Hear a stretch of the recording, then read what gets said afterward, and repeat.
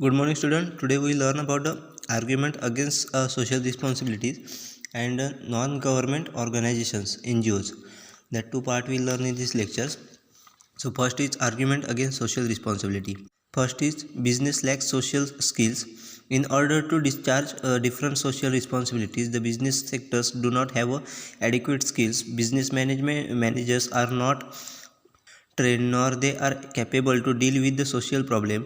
It is better to give over such responsibilities to social institutions and government. म्हणजेच आपल्याला कोणकोणते असे factor आहेत जे आपल्याला सोशल रिस्पॉन्सिबिलिटीजच्या अगेन्स्ट म्हणजे विरुद्ध आपल्याला ॲक्ट करायला भाग पडतात. म्हणजेच सोशल रिस्पॉन्सिबिलिटी ॲक्सेप्ट करायला आपल्याला अडथळे निर्माण करत असतात. त्याच्यातलं पहिलं आहे तर म्हणजे business lakh social skills.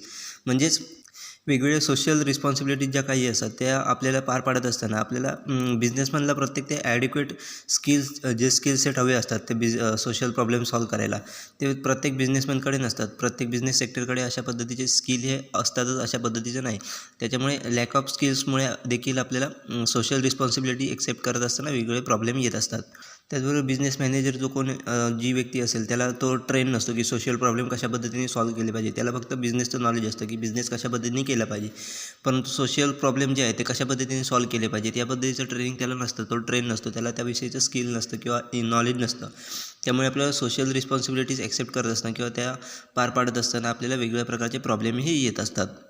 Next is violations of rules of profit maximization. One of the important economic objective of business is to earn profit. Accepting social responsibility means reducing profit which is not desirable. This argument suggests that accepting social responsibility lead to dilutions of basic business objectives. म्हणजेच social रिस्पॉन्सिबिलिटीमुळे आपल्याला जे काही profit earn केलेलं असतं ते आपल्याला सोसायटीबरोबर share करावं लागतं. म्हणजे जे आपलं प्रॉफिट अर्न केलेलं असतं ते आपल्याला त्यातूनच आपल्याला सोशल ज्या काही गरजा असतात त्या पूर्ण कराव्या लागतात सोसायटीच्या. त्यांच्या ज्या काही त्यांच्याबद्दल काही रिस्पॉन्सिबिलिटीज असतात किंवा ते ज्यांचे काही एक्सपेक्टेशन असतात ते आपल्याला त्या मिळालेल्या प्रॉफिटमधूनच आपल्याला करावे लागतात. म्हणजेच त्यामुळे आपल्याला जे काही बिझनेसचं मेन ऑब्जेक्टिव्ह असतं, प्रत्येक बिझनेसमनचं मेन ऑब्जेक्टिव्ह असतं ते म्हणजे प्रॉफिट कमावणे, जास्तीत जास्त प्रॉफिट कसा कमावणे. तर सोशल रिस्पॉन्सिबिलिटीमुळेच त्याच्यावरतीच काही प्रमाणात हे रिस्ट्रिक्शन्स येत असतात. म्हणजेच आपल्याला त्या मिळवलेल्या प्रॉफिटमधूनच सोसायटीचे एक्सपेक्टेशन्स फुलफिल करायचे असतात, सोशल रिस्पॉन्सिबिलिटी ॲक्सेप्ट करायची असते. त्यामुळे सोसायटीचं जे काही बिझनेसमनचं जे काही मेन ऑब्जेक्टिव्ह आहे त्याच्यावरच आपल्याला परिणाम झालेले दिसून येतात. Next is social responsibility at society cost. The cost of social responsibility should be passed on the society and not to the business. Business need to accept the responsibilities of social welfare, pollution control, etc. The government has to play an important role in these regards. Hence, social responsibility should continue to the authorization of government and not of the business. म्हणजेच social responsibility ज्या करण्यासाठी ज्या काही आपल्याला cost येतात ते आपल्याला सोसायटीला पे करावी लागते. म्हणजे सोसायटीला पास करावी लागते, ती आपल्या बिझनेसमध्ये येत नाही. अशा पद्धतीने त्याचबरोबर बिझनेसमनची रिस्पॉन्सिबिलिटी नसते की सोशल वेलफेअर तयार करणे, त्याचबरोबर पोल्युशन कंट्रोल हे प्रत्येक बिझनेसमधला अशा रिस्पॉन्सिबिलिटी ॲक्सेप्ट करणं गरजेचं नसतं. तर हे गव्हर्नमेंट अशा पद्धतीने रूल्स अँड रेग्युलेशन तयार करून प्रत्येक बिझनेसमधला हे ॲक्सेप्ट करायला भाग पाडत असतं. त्यामुळे अशा पद्धतीच्या सोशल रिस्पॉन्सिबिलिटीज असतात त्या गव्हर्नमेंटला फुलफिल करणं गरजेचं असतं रादर दॅन बिझनेसमॅन. एखाद्या बिझनेसपेक्षा गव्हर्नमेंटला या गोष्टी आहेत त्या फुलफिल करणं सोसायटीच्या गरजेचं असतं. परंतु ऑर्गनायझेशन म्हणजेच हे गव्हर्नमेंट जे आहे ते आपल्याला बिझनेसमॅनवरती रूल्स अँड रेग्युलेशनच्या माध्यमातून अशा प्रकारे लादताना आपल्याला दिसून येत आहे. Next is charity degrades human dignity. Businessman are expected to give donation and various facilities to worker sections of the society under the social responsibility. Human nature does not value anything that comes free. Businessmen should definitely help the society but should not do charity with degrades human dignity. म्हणजेच प्रत्येक businessman accept करत असतो की आपल्याला जे worker sections आहेत त्यांना वेगवेगळ्या प्रकारे डोनेशन दिलं पाहिजे किंवा ज्या काही फॅसिलिटीज आहेत त्या कॉर्पोरेट सोशल रिस्पॉन्सिबिलिटीच्या अंडर ते सोसायटीला अशा प्रकारचे डोनेशन्स किंवा फॅसिलिटीज प्रोव्हाइड करायला तयार असतात. परंतु ह्युमन नेचर आहे की त्याला जे काही फ्रीमध्ये मिळत असतं त्याची त्याला व्हॅल्यू नसते. त्यामुळे त्याला जे काही गोष्टी मिळत असते त्याची त्याला व्हॅल्यू नसते. त्यामुळे प्रत्येक बिझनेसमॅन वेगवेगळ्या पद्धतीने सोसायटीला कशा पद्धतीने हेल्प करता येईल याच्याकडे लक्ष देत असतात, परंतु चॅरिटीच्या माध्यमातून त्या ह्युमनचं डिग्निटी आहे ते डिक्रीज करण्याचं काम करत नाही. म्हणजे मनुष्याची जी काही प्रतिष्ठा आहे ती कमी होता नाही याच्याकडे लक्ष देत असतात. त्यामुळे बिझनेसमॅन सोशल रिस्पॉन्सिबिलिटी ॲक्सेप्ट करत असताना ते वेगवेगळ्या पद्धतीने कशा पद्धतीने आपण डेव्हलप करू याच्याकडे लक्ष देत असतात, परंतु चॅरिटीच्या माध्यमातून ते करत नसतात. Next is economical irrational. In order to discharge social responsibilities, the business unit may charge higher price from the customer. This is economically irrational and unjustified. म्हणजेच प्रत्येक बिझनेसमॅन काय करत असतो तर एखादी सोशल रिस्पॉन्सिबिलिटी त्याने घेतली, ते काम करण्यासाठी जे काही प्राईज लागेल त्याच्यासाठी ती कॉस्ट वसूल करण्यासाठी हा प्रत्येक बिझनेस युनिट हे आपल्याला कस्टमरकडून हायर प्राईस कशा पद्धतीने चार्ज करता येईल याच्याकडे लक्ष देत असतो. म्हणजे आपले प्रोडक्ट सेल केल्याच्यानंतर कस्टमरकडून त्याच्या हायर प्राईज ही घेत असतो, ती कॉस्ट तो सोशल रिस्पॉन्सिबिलिटीसाठी यूज करत होतो. तर अशा पद्धतीने आपल्याला इकॉनॉमिकल इररिलेशन दिसून येतं, त्याचबरोबर अनजस्टिफाईड सिच्युएशन आपल्याला तिथे दिसून येते. त्यामुळे अशा पद्धतीचे जे काही फॅक्टर्स आहेत ते आपल्याला सोशल रिस्पॉन्सिबिलिटीवर अफेक्ट करताना दिसून येतात. Next is divided support. The socially committed business is criticized by the traditionally run businesses. The concept of social responsibility is not always supported by the all sector of the society. The support for social responsibility of business is divided. म्हणजेच जी social responsibilities आहे ती प्रत्येक सेक्टरमधील बिझनेसला किंवा प्रत्येक सोसायटीला ती support करते असे नाही. त्याचबरोबर अशी सोशल रिस्पॉन्सिबिलिटी प्रत्येक बिझनेसमॅनला डिवाईड करून दिलेली असते. म्हणजे ज्या प्रकारचा बिझनेस आहे त्याच्यासाठी सोशल रिस्पॉन्सिबिलिटी देखील डिवाईड करून दिलेल्या आपल्याला दिसून येतात. त्यामुळे देखील आपल्याला सोशल रिस्पॉन्सिबिलिटीवर परिणाम होताना त्याचा दिसून येतो. Next is social overhead cost. The cost of discharging social responsibility should be treated as a social overhead cost. Such cost will put heavy financial burdens on the business unit and will take them financially weak without giving any direct benefit to the business. म्हणजे social overhead cost म्हणजेच काय तर सोसायटीचे जे काही responsibility असतात ते discharge करण्यासाठी जी काही कॉस्ट यूज केली जाते त्याला आपण सोशल ओव्हरहेड कॉस्ट असं म्हटलं जातं.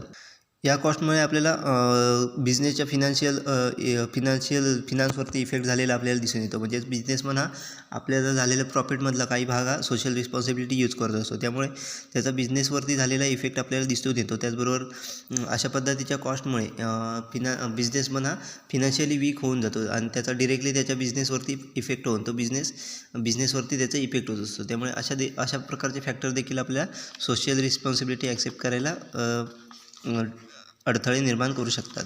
Next is business and socially oriented activities are opposite. In order to conduct social orientation activities such as rural development and different approach is required. Business enterprise have experience to conduct business activities and not social activities. म्हणजेच business activity आणि social activity ह्या परस्पराला opposite आपल्याला दिसून येतात. Social oriented activities आणि business activity हे आपल्याला परस्परांशी अपोजिट आपल्याला काही वेळेला दिसून येतात. म्हणजेच रुरल डेव्हलपमेंट असेल हे डिफरंट अप्रोच आपल्याला रिक्वायर करावं लागतं. रुरल डेव्हलपमेंटसाठी आपल्याला बिझनेस पण तयार होऊ शकत नाही, कारण बिझनेसमॅन हा बिझनेस ॲक्टिव्हिटीकडे लक्ष देत असतो. त्याच्यातूनही तो आपल्याला कशा पद्धतीने बिझनेस होईल त्याच्याकडे लक्ष देत असतो. तो सोशल ॲक्टिव्हिटीकडे लक्ष देणं हे त्याचं काम नसतं. तर त्याला बिझनेस ॲक्टिव्हिटीकडून कशा पद्धतीने आपण सोशल रिस्पॉन्सिबिलिटी पार पाडू याच्याकडे लक्ष देत असतो. त्यामुळे अशा वेगवेगळे फॅक्टर्स आहेत ते आपल्याला सोशल रिस्पॉन्सिबिलिटीवरती अफेक्ट करताना दिसून येतात. Next part is non governmental organization NGOs. Meaning and background of NGOs. An NGO is an organization that not part of government and has not founded by the state. NGOs are therefore typically independent of government, although the definitions can technically include for non-profit corporations, and the terms are generally restricted to social, cultural, legal, and environmental advocacy group having goals that are preliminary non-commercial. NGOs are usually non-profit organizations that gain at least the portions of their funding from the private source. Current use of the term is generally associated with the United Nations, and authentic NGOs are those are so designed by an United Nations, because the label NGOs is considered too broad by the same. As it might cover anything that is non-governmental. Many NGOs who know prefer the term private voluntary organization PVO. म्हणजेच NGOज ह्या कोणत्याही प्रकारे गव्हर्नमेंटचा part नसतात तर किंवा एखाद्या स्टेटने ती found केलेली ऑर्गनायझेशन नसते. ही पूर्णपणे नॉन गव्हर्नमेंटल ऑर्गनायझेशन असते. ती पूर्णपणे गव्हर्नमेंटची इंडिपेंडंट असते. कोणत्याही प्रकारची ती गव्हर्नमेंटवरती डिपेंडंट नसते. अशा प्रकारच्या या ऑर्गनायझेशन या सोशल, कल्चरल किंवा लीगल किंवा इन्व्हायरमेंटल ज्या काही ॲक्टिव्हिटीज असतात अशा पद्धतीच्या ॲक्टिव्हिटीज हे करत असतात. ते पूर्णपणे प्रिलिमिनरी नॉन कमर्शियल ऑर्गनायझेशन असतात. त्याचबरोबर त्या नॉन प्रॉफिट ऑर्गनायझेशन असतात. ते कोणत्याही प्रकारचं प्रॉफिट गेन करायचा त्यांचा हेतू नसतो. अशा प्रकारची जी ऑर्गनायझेशन असते त्यालाच आपण NGOज म्हणत असतो. यांचं जे फंडिंग आहे ते पूर्णपणे ते प्रायव्हेट सेक्टरकडून करत असतात. म्हणजे प्रायव्हेट सेक्टरमधून ज्याप्रमाणे कशा पद्धतीने आपण फंडिंग करता येईल याच्याकडे ते लक्ष देत असतात. परंतु त्यांना प्रॉफिट कमावणे हा त्यांचा हेतू नसतो. सध्या यूज होणारी NGOज टर्म ही जनरली युनायटेड नेशनबरोबर असोशिएट केलेली आहे. त्याचबरोबर NGOज हा या पूर्णपणे युनायटेड स्टेटने डिझाईन केलेल्या आहेत. त्याचबरोबर या कोणत्याही प्रकारे गव्हर्नमेंटशी संबंध नसतो. त्यामुळे नॉन गव्हर्नमेंट ऑर्गनायझेशन देखील म्हटलं जातं. त्याचबरोबर प्रायव्हेट व्हॉलेंटरी ऑर्गनायझेशन असं देखील काही NGOजनी आपल्याला प्रेफरन्स दिलेला आहे. नावाला प्रेफरन्स दिलेला आहे. अशा पद्धतीच्या म्हणजेच प्रायव्हेट व्हॉलेंटरी ऑर्गनायझेशन म्हणजे PVO अशा पद्धतीचं नावाला देखील प्रेफरन्स दिलेला आहे. In 1995, United Nations report the global governor estimates that there are nearly 29,000 international NGOs. National numbers are even higher.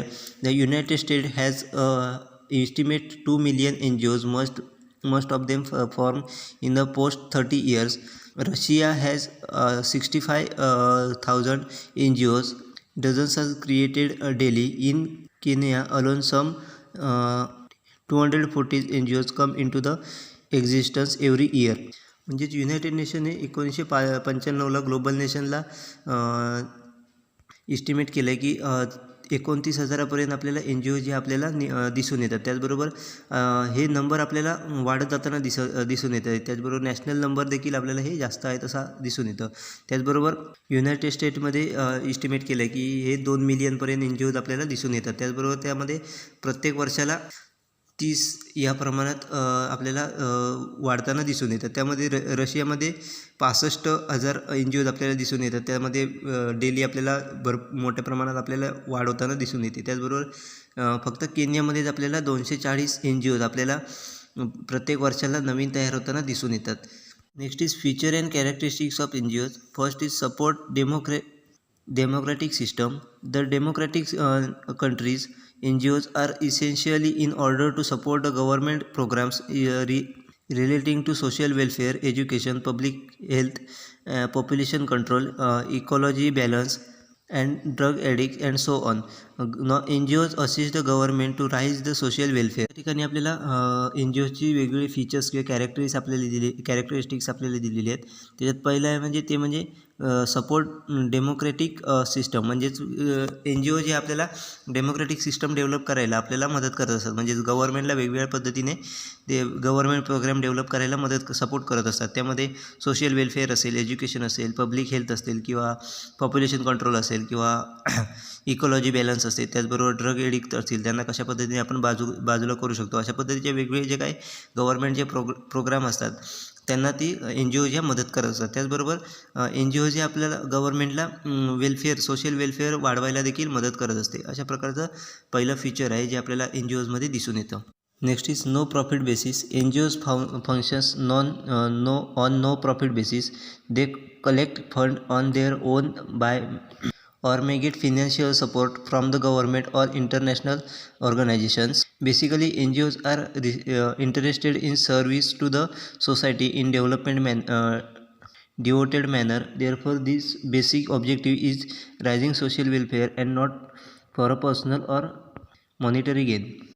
NGO ज्या कुठल्याही प्रकारे आपल्याला प्रॉफिट कमवताना दिसत नाही. ते नॉन प्रॉफिट बेसिसवरती NGO ज्या चाललेल्या असतात त्यांचा फंड जो आहे ते फिनान्शियल सपोर्ट हा पूर्णपणे गव्हर्नमेंटकडून असेल किंवा इंटरनॅशनल ज्या काही ऑर्गनायझेशन असतील त्यांच्याकडून ते किंवा प्रायव्हेट सेक्टर असेल यांच्याकडून ते आपल्याला त्यांना लागणारा फिनान्शियल सपोर्ट हे घेत असतात.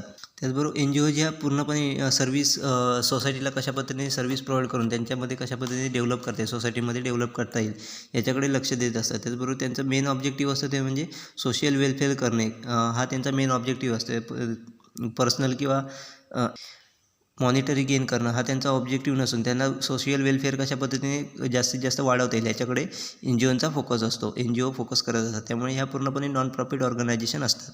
Next is wide operation area. NGOs operate in variety of areas like business, consumer education and protections, creations of social awareness among businessmen, and offering guidance to business enterprise on the social responsibilities, social edict, and ecology balance.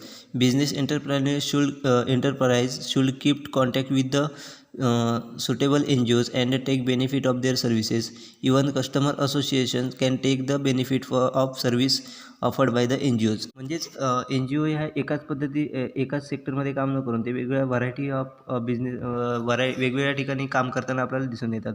म्हणजेच business असेल किंवा customer education आणि protection असेल, त्याचबरोबर social awareness बिझनेसमध्ये create करणे असेल, त्याचबरोबर बिझनेसमधल्या एंटरप्राईजला सोशल रिस्पॉन्सिबिलिटीजच्या गायडन्स देणे, त्याचबरोबर सोशल एडिक्ट असेल किंवा इकॉलॉजी बॅलन्स असेल, अशा प्रकारची जी काही वेगवेगळी कामं असतात ती NGOज करत असतात. त्यामुळे बिझनेस एंटरप्राइज ह्या आपल्याला NGOज बरोबर कॉन्टॅक्ट करून सुटेबल NGOज बरोबर कॉन्टॅक्ट करून त्यांच्याकडून बेनिफिट आपल्याला घेताना दिसतात. त्यांच्या सर्व्हिस ज्या काही असतील त्यांचा बेनिफिट घेताना आपल्याला बिझनेसमन दिसून येतात.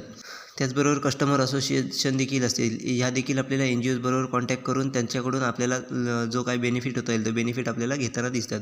अशा प्रकारे NGO जे आहेत या वेगवेगळ्या प्रकारच्या सर्व्हिसेस ह्या सोसायटीला किंवा बिझनेसमॅनला प्रोव्हाइड करताना आपल्याला दिसून येतात. Next is voluntary in characters.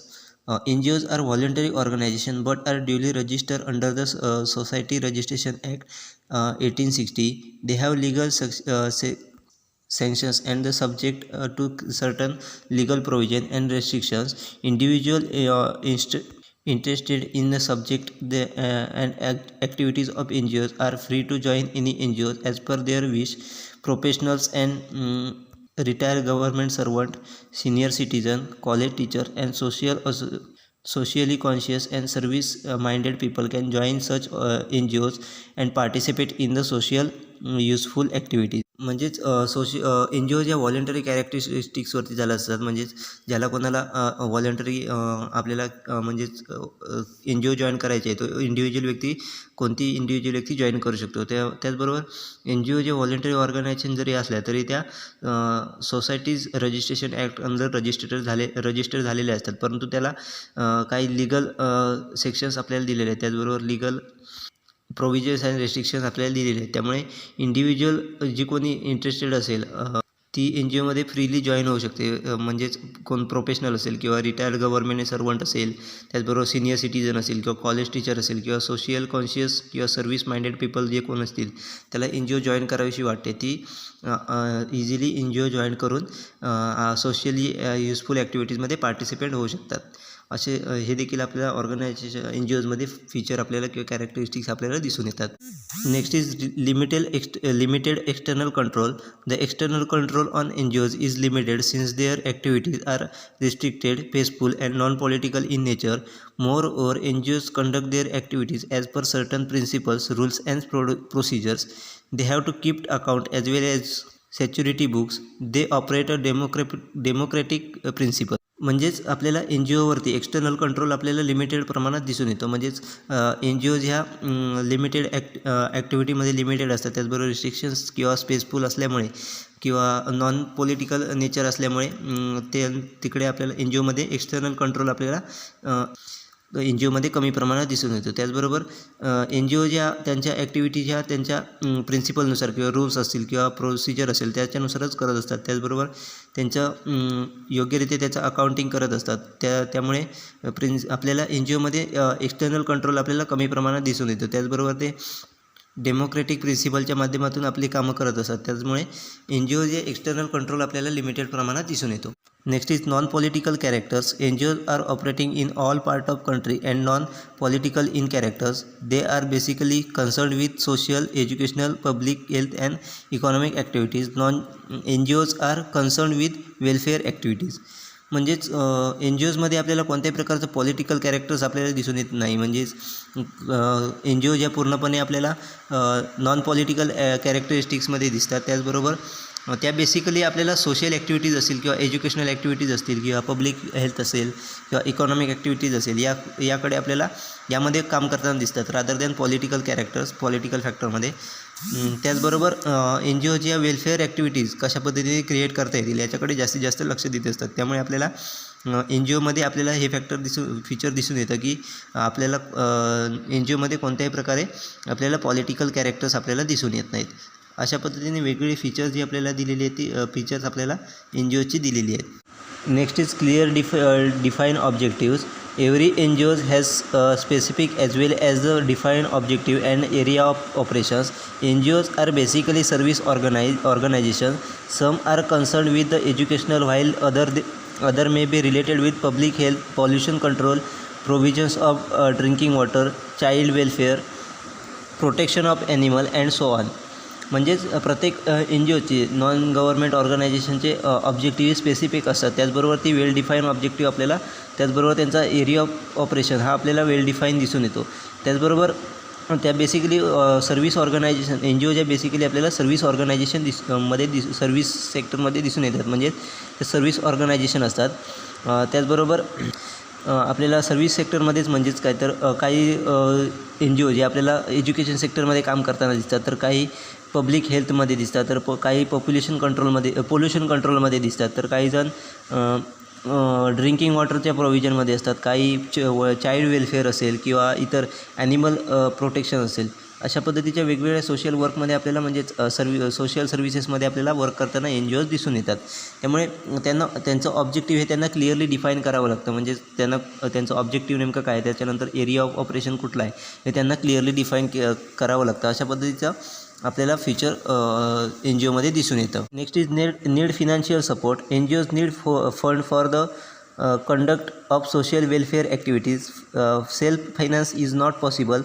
Some NGOs raise fund on self-financing schemes, but majority of NGOs get financial support through donations, sponsorship, and government financial aids. Some NGOs get funds from international agencies.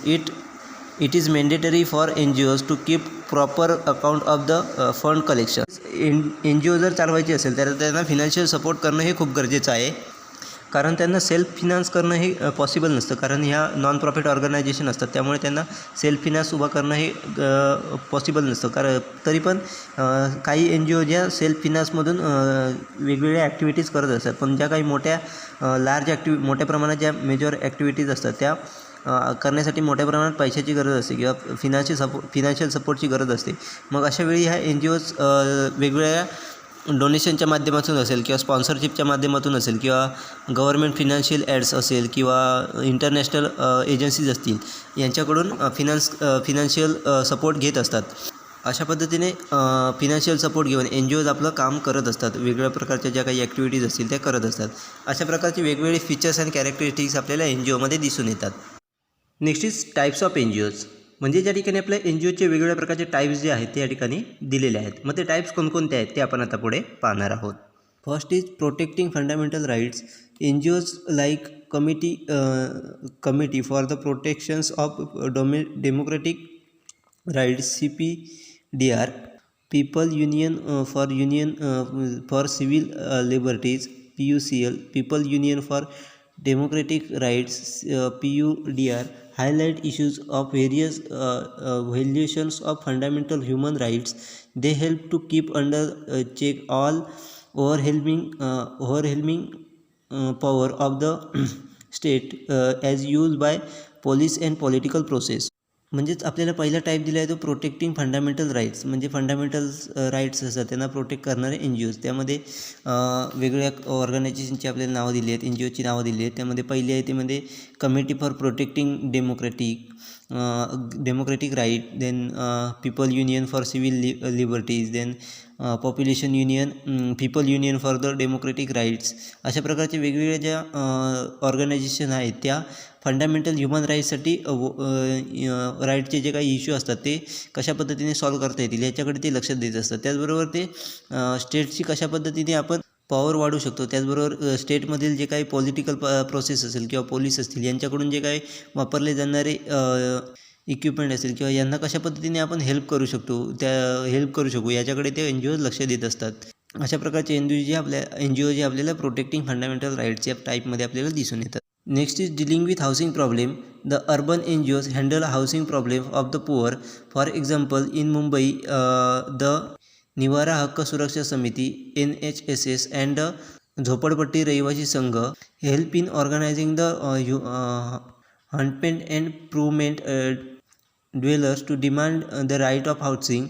These types of NGOs provide leadership to economically deprived people. जे आपल्याला next NGOचा type दिसून येतो तो म्हणजे dealing with housing problem. म्हणजे जे काही हाऊसिंगचे problem असतील, घराविषयी जे काही प्रॉब्लेम असतील ते सॉल्व करणारे ऑर्गनायझेशन. त्यामध्ये आपल्याला अशा प्रकारचे NGO जे आपल्याला अर्बन एरियामध्ये मोठ्या प्रमाणात दिसून येतात, म्हणजे शहरी भागात आपल्याला मोठ्या प्रमाणात दिसून येतात. फॉर एक्झाम्पल मुंबईमध्ये आपल्याला निवारा हक्क सुरक्षा समिती असेल किंवा झोपडपट्टी रहिवासी संघ असेल, अशा प्रकारचे ज्या काही NGOज आहेत ते आपल्याला अशा प्रकारचे हाऊसिंगचे प्रॉब्लेम असतात ते सॉल्व करताना दिसून येतात. त्याचबरोबर ते अशा प्रकारचे NGO ज्या पुअर कम्युनिटीतील जे काही लोक असतील त्यांना लिडरशिप प्रोव्हाइड करून त्यांच्या हाऊसिंगचे प्रॉब्लेम कशा पद्धतीने सॉल्व करता येतील, त्याचबरोबर त्यांच्या पुअर पीपल ज्या काही अर्बनमध्ये पुअर पीपल आहे, झोपडपट्टीत राहणारे असतील किंवा इतर जे काही गरीब लोकसंख्या आहे त्यांना कशा पद्धतीने त्यांच्या न्याय हक्कानुसार त्यांना हाऊसिंगचे प्रॉब्लेम सॉल्व करता येतील, त्यांना कशा पद्धतीने आपण त्यांच्या हक्कानुसार त्यांना घर मिळवून देऊ, यासाठी जे काही NGOज काम करत असतात त्यांनाच आपण डिलिंग विथ हाऊसिंग प्रॉब्लेममधल्या ऑर्गनायझेशन किंवा NGOज म्हटलं जातं. Next is fight against exploitations. NGOs like committee of actions committees for the actions against child labour create awareness about the fight of protect child labours. Then similarly some organization fight against gender basic exploitation and protect right of the woman. म्हणजेच जे काही एक्सप्लॉयटेशनच्या against जे काही organisation fight करत असतात त्यांनाच आपण fight against एक्सप्लॉयटेशनमधले organisation किंवा NGOज असं म्हटलं जातं.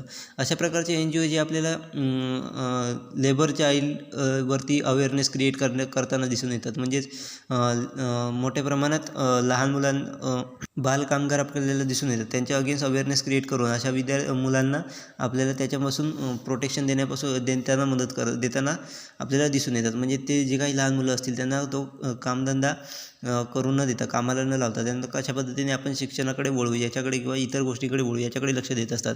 त्याचबरोबर ते अशा काही सिमिलरली अशा जेंडर बेस्ड एक्सप्लॉयटेशन असतील, म्हणजेच महिला पुरुष यांच्यामधील जे काही विषमता आपल्याला दिसून येते त्यामध्ये लढणारे असतील आणि महिलांना आपले न्याय हक्क मिळवून देतात. अशा प्रकारचे ज्या काही NGOज असतात त्या आपण फाईट अगेन्स्ट एक्सप्लॉयटेशन असे म्हणतो. त्या अशा प्रकारच्या NGO ज्या लहान मुलांविरोधात असेल किंवा महिलांविरोधात असेल जे काही आपल्याला एक्सप्लॉयटेशन दिसून येते, विषमता दिसून येते, ते त्याच्या विरुद्ध आपल्याला फाईट करताना दिसून येतात. Activist NGOs. These NGOs fight against the social and economical ills.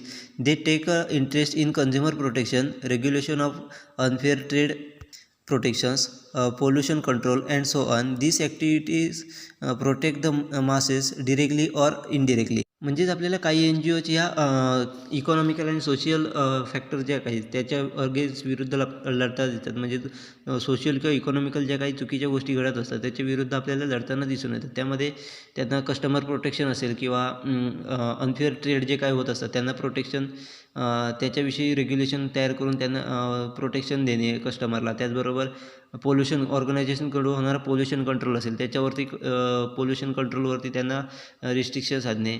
त्याचबरोबर इतर ज्या काही सोशल किंवा इकॉनॉमिकल ज्या काही गोष्टी असतात त्याच्यावरती काम करणारे ज्या काही ऑर्गनायझेशन असतात त्यांनाच आपण ॲक्टिव्हिस्ट NGOज म्हणत असतो. म्हणजेच ह्या ऑर्गनायझेशन NGOज आपल्याला पॉलिटिकल या इकॉनॉमिकल अँड सोशल फॅक्टरवरती आपल्याला काम करताना दिसून येतात. Next is handling research and documentation. Some NGOs like Bombay urban industries large language of industrial language for development. Then Center for Education and Documentation. Third is the Indian Schools for Research and Education are basically involved in research and documentation activities.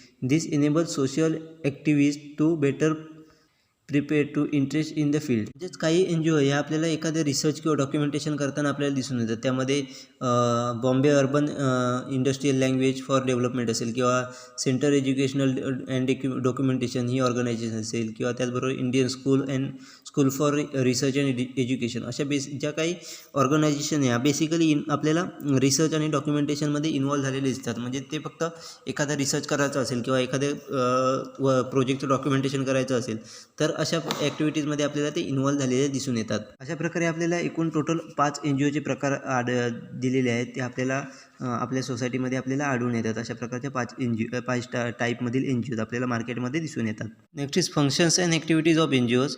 First is create awareness. NGOs undertake various activities in order to create awareness among the people.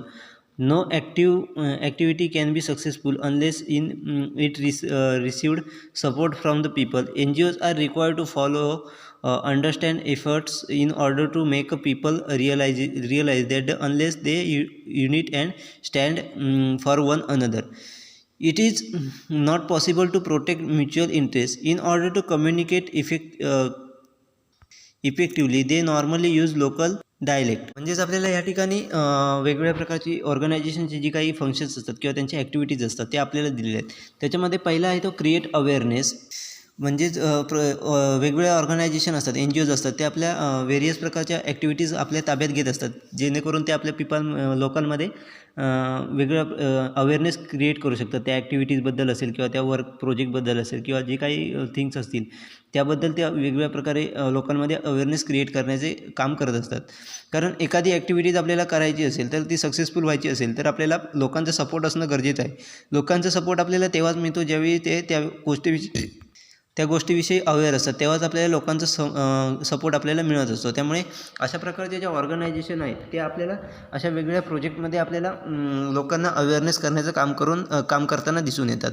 त्यामुळे ते लोकांबरोबर विविध पद्धतीने चर्चा करून त्यांना कशा पद्धतीने आपण ते ॲक्टिव्हिटीजबद्दल अवेअरनेस क्रिएट करू. त्याचबरोबर एखादा प्रोजेक्ट असेल तर कशा पद्धतीने त्या प्रोजेक्टबद्दल लोकांना अवेअरनेस क्रिएट करून लोकांमध्ये कशा पद्धतीने त्यांचा सपोर्ट आपण त्या प्रोजेक्टसाठी किंवा त्या ॲक्टिव्हिटीसाठी मिळू हे प्रत्येक ऑर्गनायझेशन बघत असते. अशा पद्धतीने वेगवेगळ्या प्रकारे ॲक्टिव्हिटीबद्दल अवेअरनेस क्रिएट करून अशा प्रकारच्या ऑर्गनायझेशन या गव्हर्नमेंटला वेगवेगळे प्रोजेक्ट डेव्हलप करण्यास त्याचबरोबर वेगवेगळ्या ॲक्टिव्हिटीज डेव्हलप करण्यास मदत करत असतात. त्यामुळे अशा प्रकारचं कामं ही ऑर्गनायझेशन NGOज करत असतात. Next is protect human right. NGOs have done commendable job to protect human rights of the people belonging to different social sections, may be men, women, all children. Absence or violation of human rights are strongly fight against. वेगवेगळे organization असतात ती वेगवेगळी कामं करत असतात. म्हणजे काही organisation हे ह्युमन राईट कशा पद्धतीने प्रोटेक्ट करतील याच्याकडे लक्ष देत असतात. म्हणजे अशा ऑर्गनायझेशन आहेत त्याचा जॉबच असतो की ह्युमन राईट कशा पद्धतीने आपण प्रोटेक्ट करू शकतो. म्हणजेच लोकांचे ज्या काही त्यांना जे काही त्यांचे राईट्स आहेत ते कशा पद्धतीने आपण त्यांना मिळवून देऊ. त्यामध्ये वेगवेगळ्या प्रकारचे डिफरंट सोशल सेक्शन्स असतील त्याबद्दल त्यांना कशा पद्धतीने आपण त्याच्यामधून त्यांना त्यांचे राईट्स मिळवून देऊ याच्याकडे लक्ष देत असतात. त्यामध्ये मेन असतील, वुमन असतील, चिल्ड्रन असतील, कोणतीही व्यक्ती असेल त्यांना कशा पद्धतीने त्यांचे राईट्स मिळवून देता येईल याच्याकडे राईट प्रोटेक्ट करता येईल याच्याकडे लक्ष देत असतात. म्हणजेच वुमनच्या बाबतीत असेल तर जेंडर एक्सप्लॉयटेशन आपल्याला दिसून येते. त्यामुळे महिलांवरती आपल्याला अत्याचार होताना दिसून येतात. मग त्यांचे राईट त्यांना कसे मिळवून द्यायचे. त्याच्यानंतर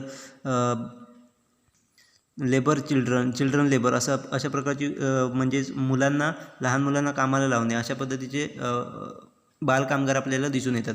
मग त्यांना त्याच्यापासून कसं मुक्त करायचं अशा प्रकारचे जे काही ह्युमन राईट्स असतात ते अशा प्रकारच्या ऑर्गनायझेशन एकत्र येऊन ते काम करत असतात व त्या मुलांना किंवा त्या व्यक्तींना ते ह्युमन राईट कसे मिळवून द्यायचे याच्याकडे लक्ष देत असतात. Next is encourage rehabilitations. Many citizens get adversely effect in the life because of the social, economical and political resource. NGOs provide the healing touch with and rehabilitate them. Example, drugs addicts are looked down upon by the society, but NGOs work hard and rehabilitate these untouchables of the society. Similarly, they help to rehabilitate physically handicapped and the mentally changed people and वार Windows म्हणजेच N G ओज या वेगवेगळे काम करत असतात, त्यामुळे रिहॅबिलायझेशन म्हणजेच पुनर्वसनाचे कामं देखील करत असतात. म्हणजेच काही वेळेला एखाद्या व्यक्तींवरती किंवा एखाद्या पूर्ण सोसायटीवरती सोशल चेंजेसमुळे असेल किंवा इकॉनॉमिकल किंवा पॉलिटिकल रिझनमुळे असेल त्यांच्यावरती त्यांच्या लाईफवरती ॲडव्हर्सली इफेक्ट होत असतो. म्हणजेच सोशल चेंजेस असतील किंवा इकॉनॉमिक चेंजेस असतील. मग अशा व्यक्तींना ते त्यांचं पुनर्वसन कसं करायचं याच्यासाठी ऑर्गनायझेशनने वेगवेगळ्या पद्धतीने त्यांचं ऑप्शन देऊन त्यांना त्यांचं पुनर्वसन करत असतात. त्याचबरोबर फॉर एक्झाम्पल सांगायचं झालं तर ड्रग ॲडिक्टर असतात ते लोकांच्या सोसायटीच्या नजरेतून डाऊन होत असतात. म्हणजे कमी होत त्यांची लोकांच्या नजरेतून त्यांना कमीपणा दाखवला जातो. मग अशा लोकांवरती ते काम करून त्यांना कशा पद्धतीने ड्रग ॲडिक्टपासून बाजूला करून त्यांना कशा पद्धतीने सोसायटीमध्ये आपण परत पुनर्वसन करू शकतो, म्हणजे त्यांना परत सोसायटीमध्ये कशा पद्धतीने स्थान देऊ शकतो याच्याकडे लक्ष देत असतात. त्याचबरोबर काही फिजिकली हँडिकॅप लोकं असतात, म्हणजेच हँडिकॅप लोकं असतात, त्यांना देखील सोसायटीमध्ये कमी नजरेने पाहिले जातं, म्हणजे त्यांच्याकडे चुकीच्या नजरेने पाहिलं जातं. मग अशा लोकांना देखील कशा पद्धतीने आपण समाजात योग्यरीत्या स्थान देऊ शकतो याच्याकडे त्या ऑर्गनायझेशन लक्ष देत असतात. अशा प्रकारे वेगवेगळ्या कामं ही वेगवेगळ्या पद्धतीने पुनर्वसनाचं काम या ऑर्गनायझेशन करत असतात. त्यामुळे आपल्याला अशा प्रकारच्या व्यक्तींची डेव्हलपमेंट करायला देखील किंवा सोसायटीची डेव्हलपमेंट करायला देखील आपल्याला ऑर्गनायझेशनचा उपयोग होत असतो. Next is protect environment. Presently, NGOs are working hard in order to protect environment by asking manufacturers to use eco-friendly technology and make eco-friendly goods. म्हणजेच प्रत्येक ऑर्गनायझेशन किंवा एन जी ओज हे आपल्या ऑब्जेक्टिव्हनुसार काम करत असते. त्यांचं ऑब्जेक्टिव्ह हे फिक्स असतं. त्यांचं काम कुठल्या सेक्टरमध्ये आपल्याला काम करायचं हे फिक्स असतं, त्यानुसार ते काम करत असतात. तर काही एन जी ओज हे आपल्याला काही एन जी ओज हे इन्व्हायरमेंटच्या प्रोटेक्शनची कामं करताना दिसून येतात. त्यामध्ये इन्व्हायरमेंटचं प्रोटेक्शन कशा पद्धतीने आपण करू शकतो, म्हणजेच झाडे लावून आपण प्रोटेक्शन करू शकतो. त्याचबरोबर ते त्या प्रकारची कामं करून ते मोठ्या प्रमाणात कामं करून पर्यावरणाचं कसं संरक्षण करता येईल याच्याकडे लक्ष देत असतात. त्याचबरोबर ते वेगवेगळे मॅन्युफॅक्चर असतील किंवा बिझनेसमॅन असतील किंवा इंडस्ट्रीज असतील त्यांना भेटून कशा पद्धतीने इको फ्रेंडली टेक्नॉलॉजीचा यूज करून कशा पद्धतीने इको फ्रेंडली प्रोडक्ट तयार करता येतील का याच्याकडे लक्ष देत असतात. अशा प्रकारची त्यांना ट्रेनिंग देऊन कशा पद्धतीने आपण इको फ्रेंडली टेक्नॉलॉजी यूज करून कशा पद्धतीने आपण इको फ्रेंडली गुड्स तयार करू शकतो याच्याकडे फोकस करायला सांगत असतात. म्हणजे जेणेकरून ते प्रोडक्टचा यूज झाल्याच्या नंतर जे वेस्टेज असेल, म्हणजे एखादा प्रोडक्ट यूज केल्याच्यानंतर त्यापासून काही जर वेस्टेज निघत असेल तर ते नॅचरली डिस्पोज कसं होईल त्याच्याकडे लक्ष दिलं असतं. म्हणजेच ते कायमस्वरूपी नॅचरमध्ये पडून न राहता पर्यावरणाला आपला इफेक्ट न करता त्या रॉ मटेरियलचा किंवा जे काही प्रोडक्टचा वेस्टेज असेल त्याचा पर्यावरणाला काही इफेक्ट न होता कशा पद्धतीने ते डिस्क्लोज होईल याच्याकडे आपण लक्ष दिलं पाहिजे. अशा पद्धतीचं इन्व्हायरमेंट प्रोटेक्शन ते करत असतात. त्याचबरोबर वेगवेगळ्या मॅन्युफॅक्चरिंग कंपनींमधून निघणारा धूर असेल मग त्याच्यावर काय उपचार करता येतील, म्हणजे तो कशा पद्धतीने आपण मॅनेज करू शकतो जेणेकरून आपल्या पर्यावरणावर त्याचा इफेक्ट होणार नाही याच्याकडे ते लक्ष देत असतात.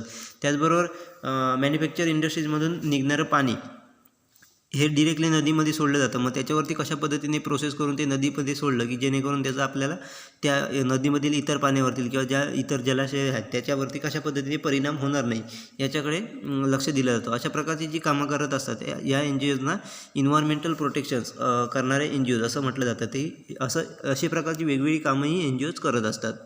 Next is combat man-made crisis. NGOs helps to work for people in desert who are affected by communal riots. They ensure that money, food, medicines, and clothing reach these unfortunate mass by the surpassing corrupt officials. Medical practitioners are convinced to serve the riots affected people. The NGOs offer useful services to people during the natural calamities such as earthquake, storms, and floods. म्हणजेच अशा प्रकारच्या organisation ह्या man-made crisis जे काही केलेले असतात अशा प्रकारच्या क्रायसिसमुळे लोकांना वरती जो काही इफेक्ट होत असतो त्याचे कशा पद्धतीने त्यांचे प्रॉब्लेम सॉल्व्ह करता येईल याच्याकडे लक्ष देत असतात. म्हणजेच डेझर्टमधील जे काही दंगली होत असतात त्यामध्ये जे काही लोकांवरती इफेक्ट होत असतात त्यांना कशा पद्धतीने आपण मदत करू शकतो. त्याचबरोबर जे काही करप्ट पीपलकडून ज्यांच्या काही अन्याय होत असतो त्यांच्याकडे मनी, फूड, मेडिसिन, क्लॉथिंग कशा पद्धतीने पोचवता येईल याच्याकडे लक्ष देत असतात. त्याचबरोबर काही दंगलींमध्ये दंगलीमुळे व्यक्तींवरती झालेले इफेक्ट असतात, अशा वेळी मग मेडिकल प्रॅक्टिशनर असतात, म्हणजे जे मेडिकल रिप्रेझेंटेटिव्ह असतात, मेडिकलचे जे म्हणजे डॉक्टर्स वगैरे असतात, ते कन्व्हिन्स करत असतात अशा एन जी ओजना की यांना काहीतरी मदत करा, जेणेकरून त्यांना क्रायसिसमध्ये झालेली दुखापती असतात त्या पूर्णपणे बऱ्या करता येतील, जेणेकरून त्यांच्यावरती उपचार करता येतील. अशा प्रकारचे ज्या काही हेल्प असतात ते करत असतात. त्याचबरोबर काही एन जी ओज या वेगवेगळ्या नॅचरल क्लायमेट्स येत असतात, म्हणजेच अर्थक्वेक असेल, भूकंप असेल, किंवा पूर आला असेल, वादळ आलं असेल, अशा प्रकारचे जे काही नॅचरल जे काही क्रायसिस येत असतात त्याला देखील अशा एन जी ओ ज्या मदत करत असतात. त्या व्यक्तींना देखील वेगवेगळ्या प्रकारची मेडिकल सर्व्हिसेस असेल, किंवा ज्या काही फूड असेल, मनी असेल, किंवा इतर मेडिसिन्स असेल, किंवा क्लोथिंग असेल, अशा प्रकारच्या ज्या काही सर्व्हिसेस त्यांना गरजेच्या असतात त्या अशा वेगवेगळ्या पद्धतीने प्रोव्हाइड करत असतात, जेणेकरून त्यांना कोणत्याही गोष्टी ते मागे राहता नाही, त्यांना योग्य ती त्यांची सोय होऊन ते योग्यरित्या आपलं जीवन सुरळीत करू शकतील, याच्यासाठी अशा प्रकारचे एन जी ओ ज्या काम करत असतात. Next is gainful employment. N G Os teach economically deprived people the dignity of labor. They motivate people to earn through the hard work and lead respectable life. NGOs like CARE, CRY, and SEWA provide the opportunity to gainful employment. म्हणजेच काही N G O ज्या आहेत ते आपल्याला जे काही employees ज्या व्यक्तींना कामं नाही आहेत परंतु ते काम करू इच्छितात किंवा ते काम करू शकतात, अशा व्यक्तींना ते काम गेनफुल एम्प्लॉयमेंट म्हणजे एम्प्लॉयमेंट जनरेशन देखील करून देतात, जेणेकरून आपल्याला इकॉनॉमिकली डेव्हलपमेंट करायला मदत होईल. मग अशा व्यक्तींना त्यांना मोटिवेट करणं, त्यांना काम करण्यासाठी, हार्डवर्क करण्यासाठी मोटिवेट करणं, त्यांना कशा पद्धतीने आपण काम करून कमवू शकतो याच्यासाठी मोटिवेट करणं, त्याचबरोबर त्यांना रिस्पेक्टेबल लाईफ कशी असते हे लीड करणं, त्यांना दाखवून देणं, अशा प्रकारची कामं देखील एन जी ओज करत असतात. त्यामध्ये क्राय आणि स्वरा ह्या सर्वात महत्त्वाच्या एन जी ओज आपल्याला दिसून येतात, ज्या वेगवेगळ्या लोकांना गेनफुल एम्प्लॉयमेंट ऑपॉर्च्युनिटीज तयार करून देताना दिसून येतात. म्हणजेच ज्या काही समाजात व्यक्ती आहेत त्यांना काम मिळत नाही आहे किंवा काम करू इच्छितात परंतु काम मिळत नाही, परंतु काही जण काम करू इच्छित नाही, त्यांना मोटिवेट करून काम करण्यासाठी भाग पाडणे, त्याचबरोबर रिस्पेक्टेबल लाईफ कशी असते हे त्यांना दाखवून देणे, अशा प्रकारची जी काही कामं असतात त्या या ऑर्गनायझेशन करत असतात. त्या गेनफुल एम्प्लॉयमेंट जनरेट करून देत असतात ऑर्गनायझेशन. अशा प्रकारचे वेगवेगळी कामं ही एन जी ओज करत असतात. त्यामुळे आपल्याला समाजात वेगवेगळ्या प्रकारचे डेव्हलपमेंट करायला आपल्याला एन जी ओज मदत करत असतात. त्याचबरोबर ज्या काही प्रॉब्लेम आहेत ते गव्हर्नमेंट सॉल्व्ह करू शकत नाही, त्याच्या कारण काही लिमिटेशन्स असतात, फिनान्शियल लिमिटेड असतील किंवा इतर काही जे काही लिमिटेशन्स असतात, फिनान्शियल सपोर्ट असेल किंवा इतर ज्या काही अडचणी असतात, त्याच्यामुळे गव्हर्नमेंट ह्या सोसायटीचे सगळेच प्रॉब्लेम सॉल्व्ह करू शकत नाही. मग असे प्रॉब्लेम सॉल्व्ह करण्यासाठी या एन जी ओज पुढे येऊन त्यांचे प्रॉब्लेम कशा पद्धतीने सॉल्व्ह करता येतील याच्याकडे लक्ष देऊन ते योग्यरित्या प्रॉब्लेम सॉल्व्ह करत